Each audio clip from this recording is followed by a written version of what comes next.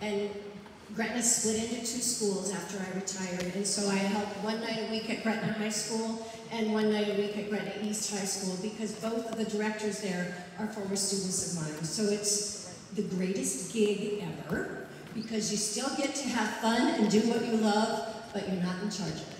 So anyway, so when Taryn called me, Taryn, thank you first of all for inviting me. When Taryn called me, she said, well, I asked her what she wanted me to talk about, and literally she said, well, I don't really know, but people are like, maybe you should talk about script selection, vocalization, and creating culture. One of those 3, and I said, well, I can just touch on all of them. I can tell my stories, and so she is the mastermind and the humorous, silly girl who came up with Storytime with Carole, which kind of has stressed me out a little bit, because I'm like, I don't think I'm going to tell stories, but Lori Long, where are you? Lori, thank you for starting out by Once Upon a Time, because Lori took care of the story times. But I do have a story, because I was the director of that district tournament when our custodians were walking on the roof. Were you 2 judging? Brad and Sheila were here, and so here's the real story, okay? Not construction, but for some reason, do you guys remember? Because I don't, but there was something that the custodians thought this is a perfect day to go up and check some pipe, or what was it, do you remember? Something on the roof. They're walking on the roof in the middle of the Lincoln High show. The story probably really should be. The kids didn't really hear it. A few of them did. The judges, you guys didn't hear it. But I'm in the back of the theater and I hear clomp, clomp, clomp. I ran out of that theater so fast, and I am out to the parking lot, and I am just screaming bloody murder at our custodians. Not proud of that moment. I did apologize to both of them later on. But the story really was about Carole Carter. Did you hear she had a heart attack or a stroke and died during the district tournament? Because that could have been the story. But anyway, okay, so, oh, I've already lost my thing. Okay, so anyway, here we go.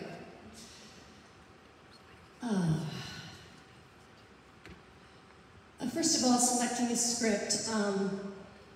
I put these 3 shows, pictures. I have a lot of pictures of our shows. This first one on the left is of Something Rotten that we did during COVID year. It's my favorite one act that I ever did in my whole life, and I'm sorry that people didn't get to see it. Anyway, the second one is a play that we wrote called Suffer Not, which I'll talk about writing scripts here in a second. And then this third one is Bullets Over Broadway, a script that I have loved and loved and loved my whole life. So anyway, so when you're selecting your script, I think that first and foremost, you need to know your kids. It's, from my perspective, a little crazy to just pick a play without having in your head who your kids are, who your strong kids are, who can handle a lead, who can't, and not that might not change throughout the season, but don't go in and pick a script blind without knowing what you have, who you have to carry it. At auditions, that person that you think is going to be the lead might not end up being the lead. We've got a kid at Gretna East, Colton Knott. He was best actor in the state with Lin-Man Tenor, and we split those parts for Jekyll and Hyde last year, thinking that Andrew Jones, the boy who played Hyde, was going to be Hyde, and Colton Knott was going to be the Jekyll. And here comes audition, and Colton Knott was not the best. One of our kids who was a cop in Lin-Man Tenor blew him out of the water, and that boy really, the only reason, well, we didn't even know he could act. Does that make sense? So it might change, but first and foremost, know your kids before you pick a script. Set your goals. Are you doing this to put on a show for your community and your elementary and then take it to the district tournament because that's what your school expects? Is this for fun? Okay. Are you wanting to get to the district tournament and get 3rd or 4th, right? Or are you going for all of it and you want to win and you want to get to state? Because certainly your script selection is the first part of wherever you're going to go with those goals. Does that make sense? Okay. Anyway, so set your goals, figure out where you want to go and what you want to do with it, okay? Because that determines a lot of what you're going to pick. Determine your genre. Do you want silly? Do you want mystery? Do you want drama? Figure that out. Don't try to outguess the judges when you're picking a play. Do not try to outguess the judges because it will drive you crazy, okay? Pick a script you love, period. Pick a script you love. I was house sitting for Gene and Betty Cash in the 90s in Bellevue, Nebraska, and I was reading plays. And I had this script called 10 November. And I don't know if you know this script. I'm going to talk quite a bit about this script. I don't know if you saw the show, but it is the story written from the Coast Guard report of the sinking of the SS Edmund Fitzgerald on Lake Superior, 10 November 1975. And I swear, I was sitting in their family room, and I started reading this play, and it just got more and more inside of me, more and more inside of me. And I truly, some of you already know that I'm a little wacky, and that's okay. And some of you are going to now think, oh yeah, she is wacky. But I know that the spirits of those sailors, 29 sailors died. And I believe it was a spiritual experience for me. A spiritual experience because I believe those sailors came and visited me that night. Their spirits were there. And it was written for 9 boys. We'll talk about that in a little bit. It was written for 9 boys. But I'm like, I can't not do this play. Okay, pick a script you love. Okay, we'll go there again. Okay, writing versus reading versus borrowing. The writing discussion, I would love to just put this out to you, but I know people are writing. I wrote early in the 90s. Writing allows you to absolutely tailor a script and a story around your kids and around what you want and what you're looking for. It's a lot of work, but it also allows you a lot of freedom. Because if you've written a script and scene 2 doesn't work, you just ditch it and start with something else. And you write around your kids, you write around what's happening, and the process is ever going. So that is a really big plus and negative of writing. When I started, I read 1,000 plays per year. I had no social life. I had no kids. I read 1,000 plays a year. Now, not all of them in completeness. My rule was I would read 20 pages, no matter if I thought it was bad. I'd read 20 pages before I ditched it. Okay? But I read 1,000 pages. I was literally in the 80s. People could call me and say, what is this play about? I knew. Okay, so not that you have to read 20 pages, or not that you have to read that many plays, but certainly it's a great way to be informed and to help figure out what you want when you're selecting your plays. Also, see every show you can. I was at West Holt for 3 years in the 80s before I moved to Gretna, and literally when I moved to Gretna, I knew no one, and I was a farm and ranch kid in a big city. So out of my element. Still am, 40 years later. How I ended up so close to Omaha, I don't know. But anyway, because of it, I had nothing to do. I didn't really have friends, so I started, it was back in the days in the Omaha World Herald. They showed every play, high school play, community play, dinner theater play. I started going to plays. And I learned very quickly whose plays I wanted to watch and whose I didn't need to go to. If Millard North Terry Peterson was putting on a play, I went every night. Because you watch Terry Peterson's plays, you learned. If Nebraska Wesleyan was doing a play, Jack Parkhurst, well, he was Ralston first. If Jack Parkhurst was doing a play at Ralston, I went every night. And I just watched. Because you learn. You learn. Anyway, see every show you can, because literally something wrong. I watched it at the Orpheum traveling, and I went with some other people, and one of them was a one-act person, said, well, we can't ever do this for a one-act. It's far too dirty. And I'm like, oh, yes, we can.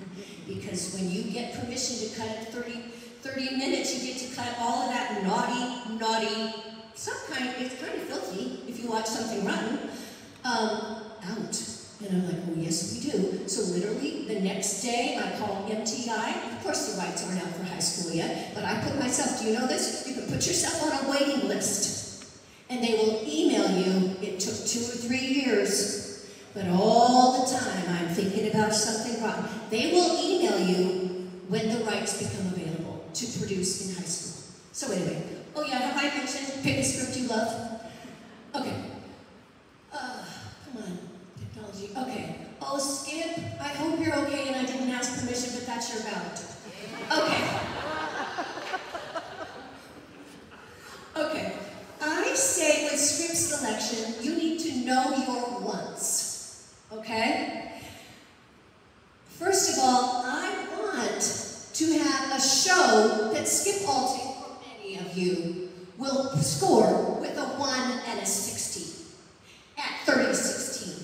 I'm so dang proud of that ballot. I wish I could read it to you, and especially read the back, because any of you know Skip, the good stuff's on the back. Anyway, thank you, Skip. Sorry I didn't ask.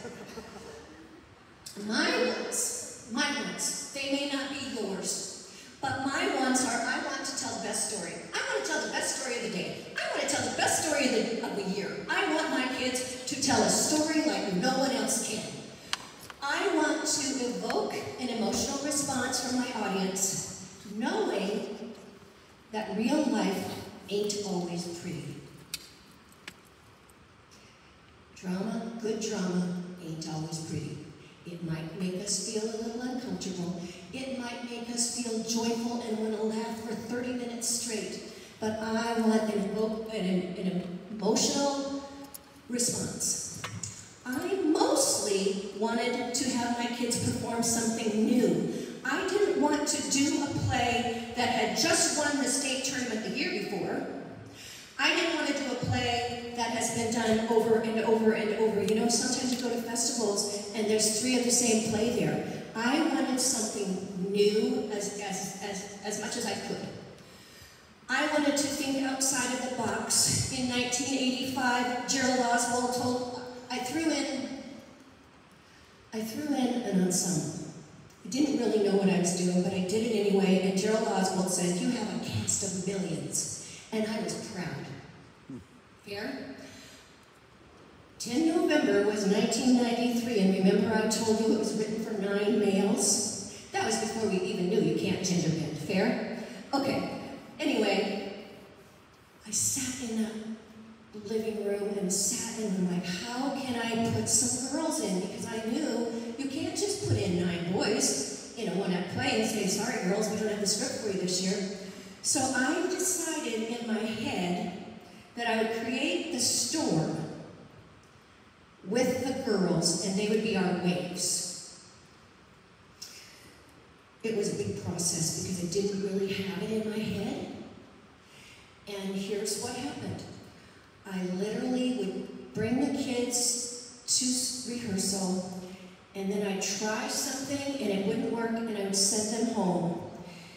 And I'd be like, oh, I gotta go think about it some more. And they literally revolted on me. They revolted. One Saturday, they said, we're not coming, and they meant it, we're not coming to rehearsal until you get this figured out. I mean, we think this is the dumbest idea. We think this is stupid and it's not gonna work. And we're not coming until you get it figured out. I begged them to come. I begged them. I said, girls, will you come? They came. We figured it out, it clicked. And to this day, your ensemble show of last year, anytime there are trees who come alive and all of that, it started in those days when my kids walked out on me. And I'm also proud of that. I took that chance of making girls into waves, and I think that it still shows up today. Does that make sense? And so try something new, think outside of the box. Know that even if your kids revolt on you, they're going to come back because they they love you and they love drama and you love them and they're going to come back. But oh, my kids were not happy. But every single year, right now, on the 10th of November, one of those cast members posts something on Facebook and tags me still, and that's been 30 years. So, anyway, whatever. I want to produce an amazing and the most memorable show every time. I also don't want to make the judges have to think. Please don't take this wrong, because I'm a judge too, and all of you are, but sometimes I'm like, you guys, judges aren't that smart. We don't want them to have to be thinking about what's going on in our play while they're judging. Because if I have to think about what's going on in a play while I'm judging, I turn into not a very good judge.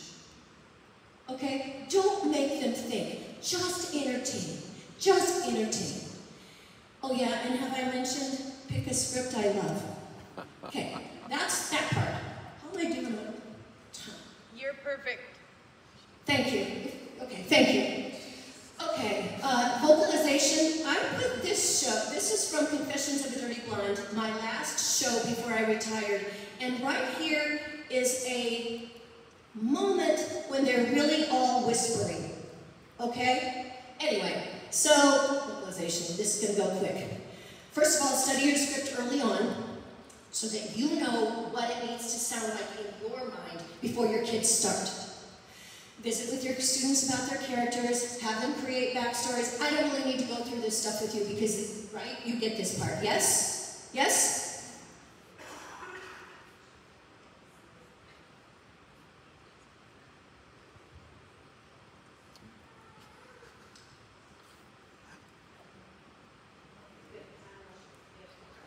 Okay. Lucky for you people and me, one of the presenters in the afternoon is not going to present, so why I'm trying to go 100 miles an hour right now, I don't have to, so yay. Okay, for vocalization, I always tried for me and my kids to unwind the syntax, which I mean by doing some really, really simple but very specific things. First of all, act and put the stress on the verbs.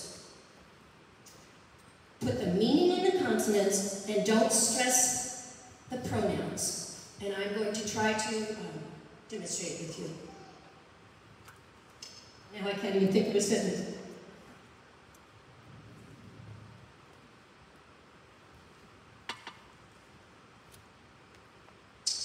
I'm so sick and tired of having to work this out with you, is the line. I'm going to, here's what lots of kids naturally do. They stress the pronouns. I'm so sick and tired of having to work this out with you. When you stress, put the meaning in the consonants and stress the verbs, and don't stress the pronouns, it sounds more like this. I'm going to do the first one again. I'm so sick and tired of working it out with you. Instead of, I'm so sick and tired of working it out with you. Do you hear it? I want to love you. I want to love you is stressing the pronouns, and kids do it all the time. I want, what did I just say? I want to love you. Instead of, I want to love you. Now do you hear it? I want to love you. Stress the verbs, not the pronouns. Unless, of course, you're stressing the pronouns for some specific reason. Okay. Shadow vowels. Do you guys know what that is? What they are? Is it a music thing, Harold?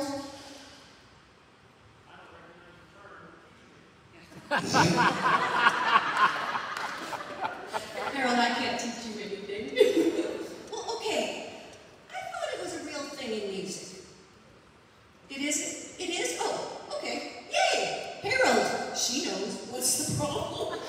Just kidding, just kidding. I think, correct me if I'm wrong, but here's what I think it is, and it comes from, we do it all the time Storytime now, and it came from when I would say, hit your ending consonants, my kids who were also in show choir said, oh, you want us to put shadow vowels on. And shadow vowels are adding a little oomph to the end of the word, duh. Ending, adding oomph to the word. Do you hear it? Oh, wait. Do you hear it? That's what shadow vowels are, I think. Yes? Yeah, some are consonants and some are vowels. But is that right? It's like a little echo of the consonant or the verb, or a little echo at the end.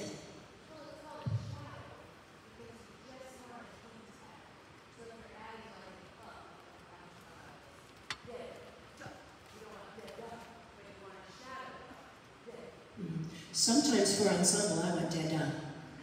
Do you know what I mean? When you're putting 70 kids saying the same word. So it's not necessarily a shadow vowel, it's just shadows. My kids taught me wrong. Sorry, I just taught you wrong. But shadow the words, and especially at the end of sentences, and especially when there's an ensemble work. Because what happens when you've got 40 or 50 kids saying the same word? It gets a little muddy. It can get a little muddy. Putting a shadow vowel on it makes it crisp. Okay. I started out at Gretna High School. At Westfold, I had a lovely little theater, and that's what I just thought life as a speech and drama teacher was. Until I got to Gretna, when I found out that we were going to be in the gym after wrestling and 2 basketball practices. And on the weight room that we had to move off before we started rehearsal and moved back on. Okay. But here's what happened.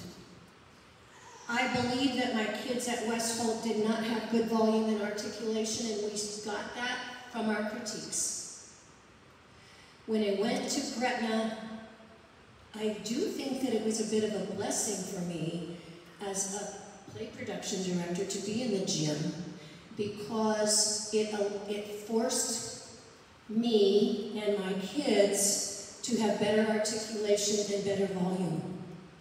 So literally what I would do as we were getting closer to competitions is just go back, first of all, to the half-court line, and then to that other free throw line here, and then go sit clear in the back of the gym.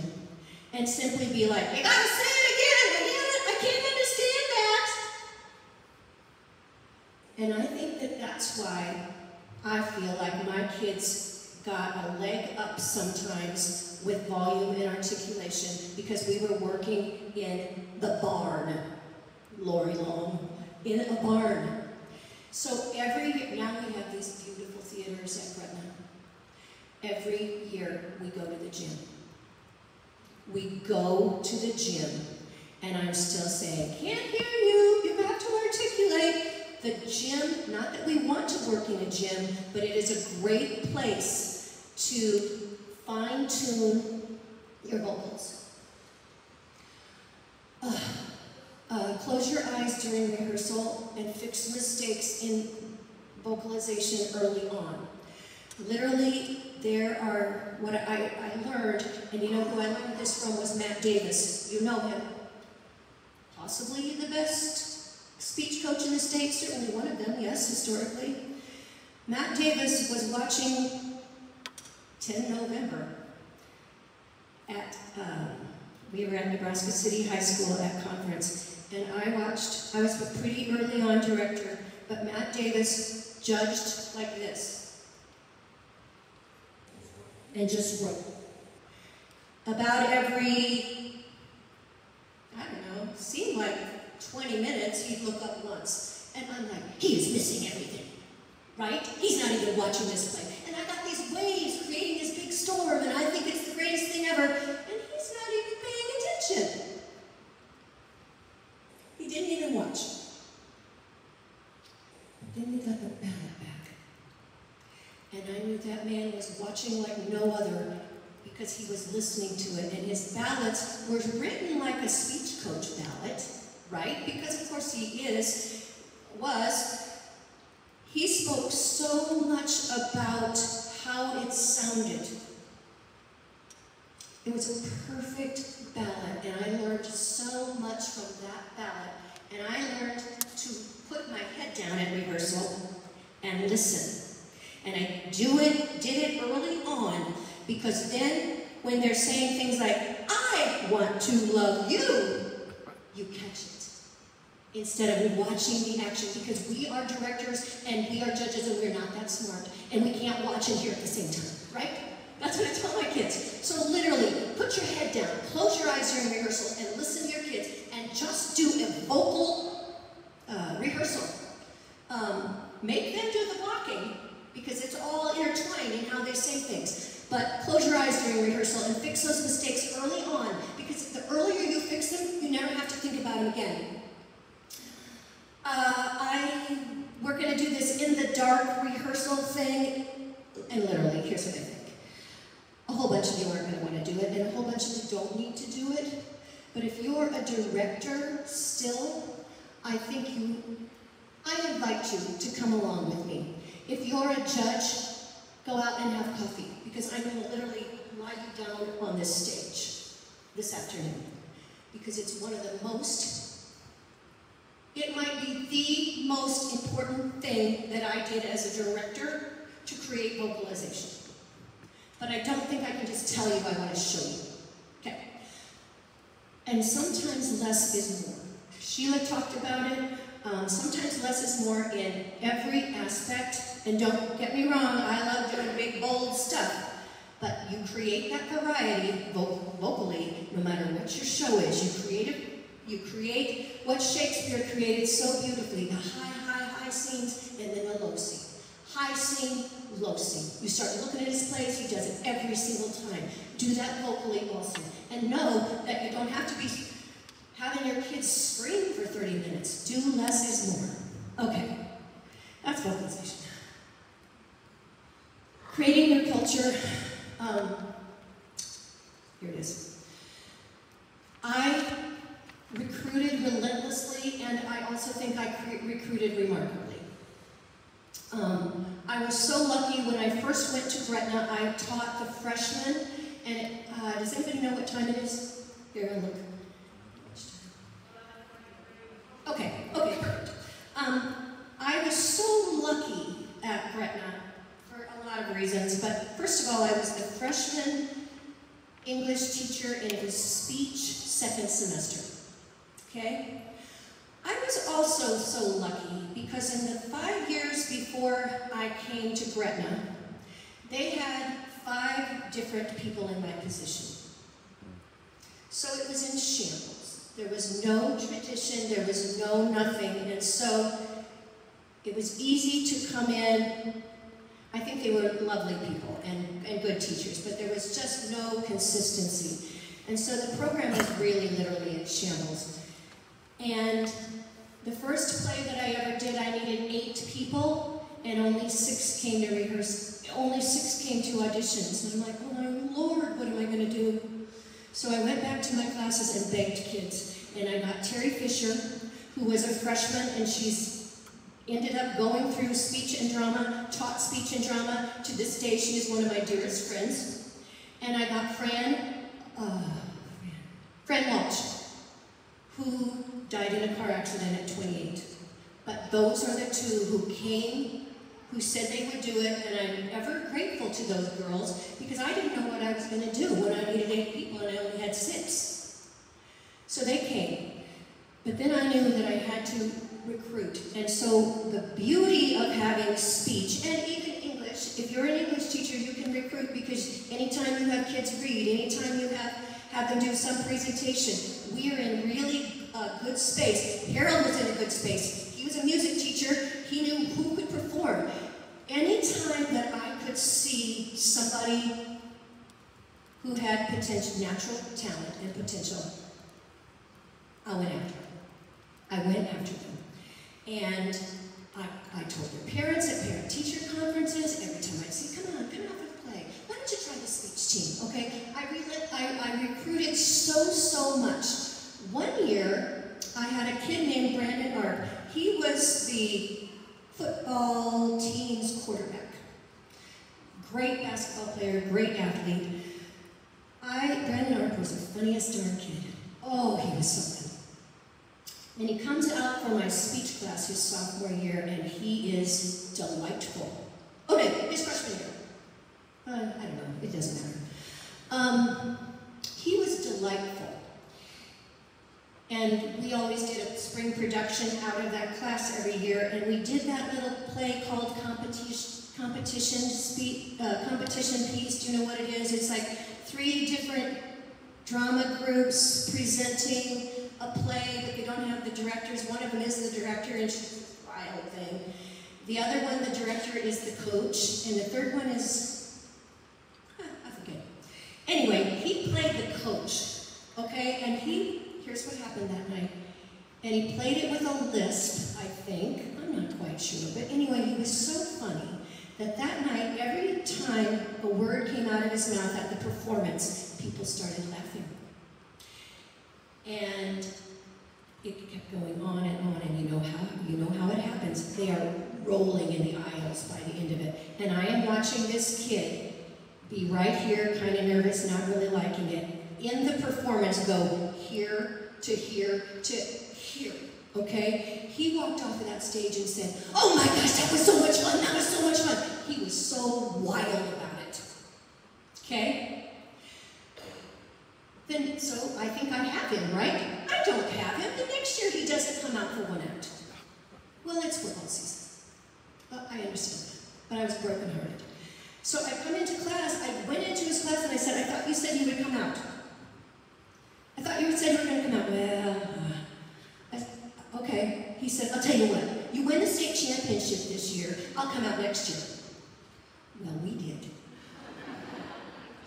And the Monday after state 1 act, I walked into his class again. I got permission from the teacher. I'm like, "Ha ha ha, you have to do it now, okay?" And he was in it in his last 2 years, and he was such a leader and so much fun, and I pushed and pushed and pushed with him. I pushed with his parents.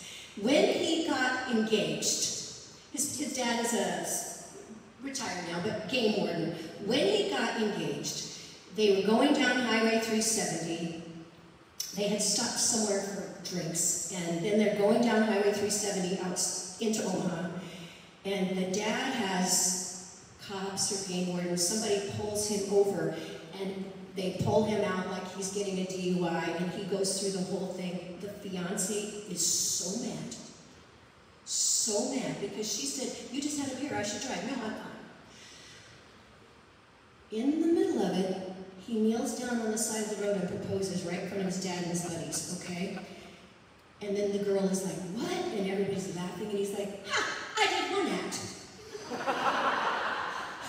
Yay! Anyway, so recruit as hard as you can. I saw a kid 1 year, okay, then I went 20 years in the classroom where you can recruit so easily because you know the kids, you see them every single day on a daily basis. Then I went into a counselor position in a pretty good sized high school where, Jeffrey, yours is different than mine, but our school got so big that I literally didn't know kids as a counselor, as ironic as that sounds, okay? So I couldn't just go, "Oh, I know you're really good, come out. I know you're going to be great at crew, come out." I lost that capacity. So literally what I started doing is I started watching kids in the hallways.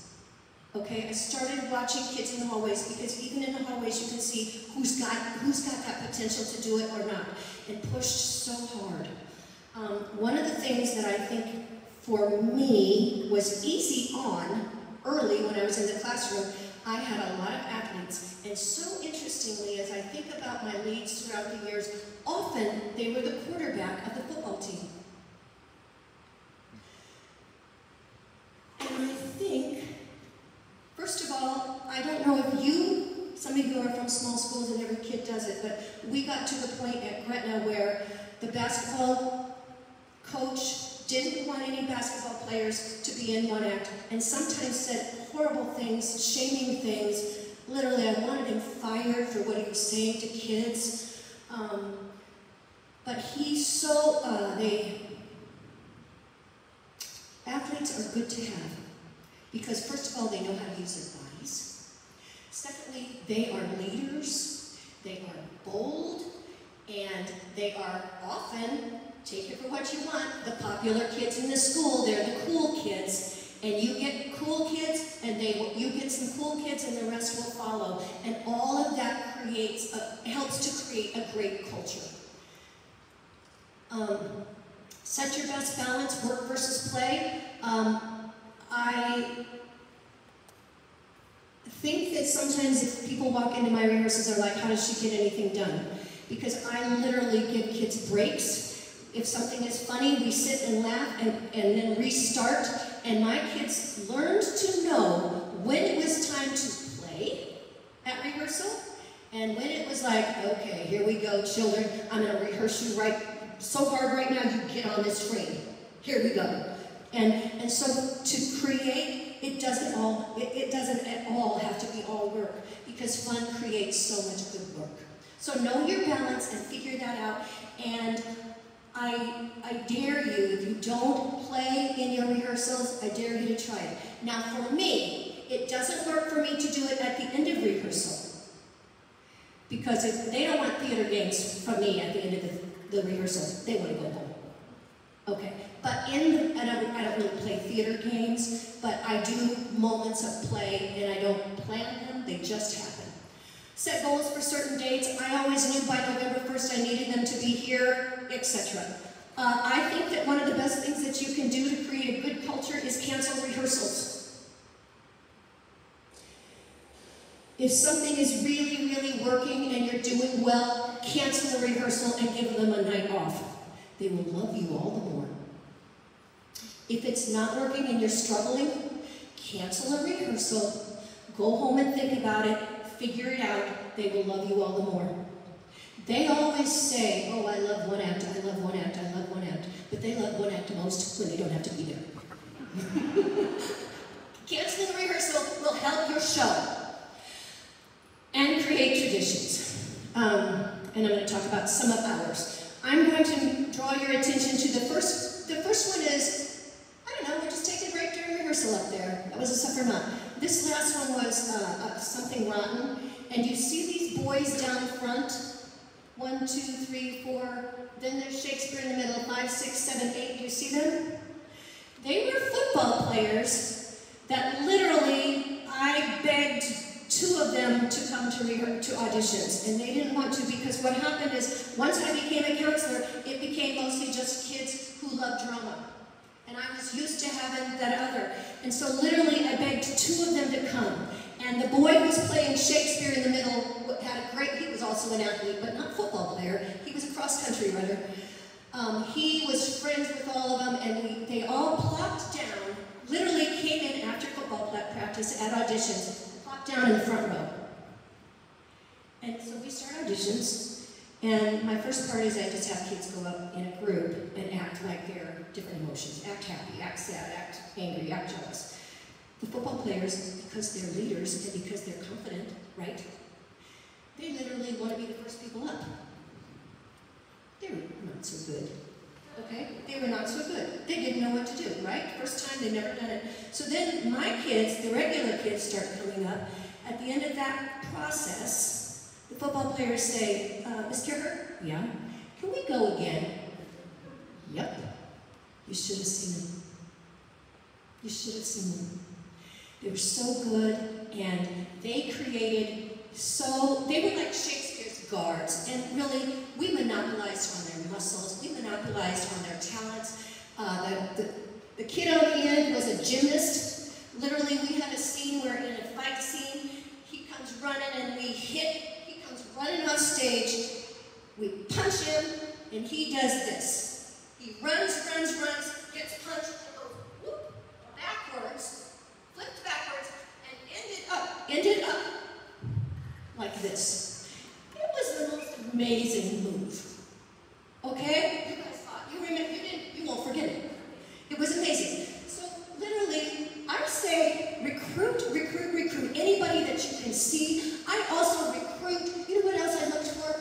I looked for the kids who needed one act. Because you know, we create families, we create safe spaces, and you can put any kid on stage, even if they don't have an ounce of acting in their body, you can give them a place to belong and to succeed and to have friends and to make their lives better. So don't forget those kids, because some kids need one act more than one act needs them. Okay. And then we created traditions. We have a lot of them. We do this thing at Gretna that's called fast time. Literally all it is it's, sometimes I'll just throw rehearsal into fast time. And it is, I should have a video, but I'm not smart enough technology. This was hard enough for me anyway. I can't put a video on here. It is having the kids, they're just rehearsing, going through the show, and then say, fast time. And they have to do it as fast as they can. They have to say every word. They have to shadow the vowels or the consonants. They have to do their exact blocking. But they do it, we can do a 30-minute show in about 8 minutes. It's the most fun. The dramas become more dramatic. Oh, and the comedies become 1,000 times funnier, and I cannot tell you how many things that we put into shows because of fast time. And when I yell fast time, our kids are filled with glee. Don't do it very often. Well, I do it some, but I do it every so often, a few times a year. Go fast time. Now it's become a tradition because the kids like it so much that at our banquet, they pick a scene and go up and do it fast time in front of our parents. It's so much fun. It's a great tradition to do. It's so easy. We, somewhere along the way, started just simply knock on wood. And we cannot talk about competition without knock on wood. And when we say knock on wood, our kids, if they're standing, they also stomp. That's just a tradition we have. It's my world, children, and you just live in it. That's a tradition. We laugh and laugh about it because I'm like, just try it. Come on, kids. And they're like, oh yeah, we know, it's your world. Our kids say and mean anything for one act. Literally. You need us to stay later? Anything for one act. Can you come at 5:30 in the morning? Yep, anything for one act. It's a great little statement that helps build and strengthen our program and our kids' commitment and loyalty. Snip, snip is when you cut lines. We do this thing, it's just a circle. You see there's two different ones. One is, Jared, that's your play, An Amazing Grace. Sometimes I forgot to talk about borrowing scripts, writing versus reading versus borrowing, because there are great, great scripts out there, original scripts. And Jared, we loved every minute of doing this show. So thank you. We didn't really borrow it. We paid in some royalty fees, but we did borrow it. So know that you can ask to borrow also. But anyway, literally, as we're warming up, we just do this. We send the energy around the circle just by, you know what I mean? I get the energy from you and pass it on. And it's just become a really important part of our rehearsals, usually, or of our warm-ups. This picture up here is, we were doing that before a community performance, and I also might do things like I say, okay, remember, don't hit the curtains. And as the circle is going, I remind them of those last-minute things, And then I'm like, okay, take a breath in. And apparently, then I started talking about, and remember, don't hit the curtains, and remember, wait for the laugh lines, remember. And there was a photographer in there, and they were afraid because I had said, take a breath in. I hadn't said exhale, so they're all like, and one of them like, Miss Carole, can we breathe? And so that picture got taken right when I knew that I almost killed them all off because I wasn't letting them finish the breath. Anyway, and then the last tradition that I want to share with you that we do is we have this table. I forgot about this one. We had this tape ball that, because when we were in the 80s, when it was wrestling, we had to wait for the wrestlers to get off the stage. Literally one night, the kids are messing around. They got a piece of athletic tape, and they're batting around during rehearsal, and I'm like, get that tape ball off the stage. And that became a tradition that now weighs, we think, between 30 and 40 pounds. For years, my kids, Gretna was open, they were not back to the classrooms, and so literally for years, my kids became thieves. And they stole every piece of tape out of teachers' desks, and they just make it, and they kept going, Miss Carole, someday you're going to have to get a trailer to take this tape ball. And it became our mascot. It still is. We touch it for good luck, we kiss it for good luck, minus the year that we had some kids had mono. I didn't let the mono kids kiss it, but they touch it and kiss it. We have it in the middle of the stage before every performance. When we did a funny thing happen on the way to the forum at State, literally when the curtains opened, the tape ball was on the stage, in the middle of the stage, and I'm like, oh, I forgot to take it off. Once we had a new custodian and we realized we couldn't find it. Literally, Carole Carriger dumpster dived in this, I don't really like terms. I dumpster dived in the Gretna High School dumpster because the custodian threw it away. We keep it under lock and key now. But anyway, it's a big tradition, and I don't know, maybe 25 years ago or so, we literally started at the banquet every year, our seniors sign it. And they don't steal anymore, thank goodness, but this is our seniors signing it. The year we did something rotten, and we made it white because, of course, it aches.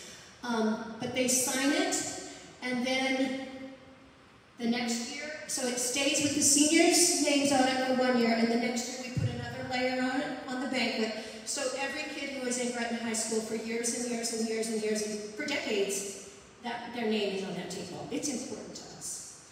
So we had 2 years ago, we had a boy 2 weeks after the state tournament die in a car accident. Seth Fireherm's, it was the year after this, or 2, or 3, I don't know. Seth Fireherm's picture is inside of that tape ball. Now, it's not that whole thing on there because when I retired, my friends stole the tape ball and had them make that thing, but since then, they thought I would just take it home. Well, what do you do with that? It needed to belong in the theater. So it's cut off. I have that piece, but that tape ball is so important to us. Kids who are 45 years old ask, how's the tape ball doing? How big is it now? So, it's fun to create traditions. Let's see. Oh, I'm going the wrong way. Hold on. The last tradition that I want to teach you about is an in-the-dark rehearsal. And we're going to turn off the lights this afternoon, yes? And we'll just kind of do a simulation of it. And literally, if you don't want to do it, you don't have to come. It's not a big deal. But it is a tradition that I believe for Gretna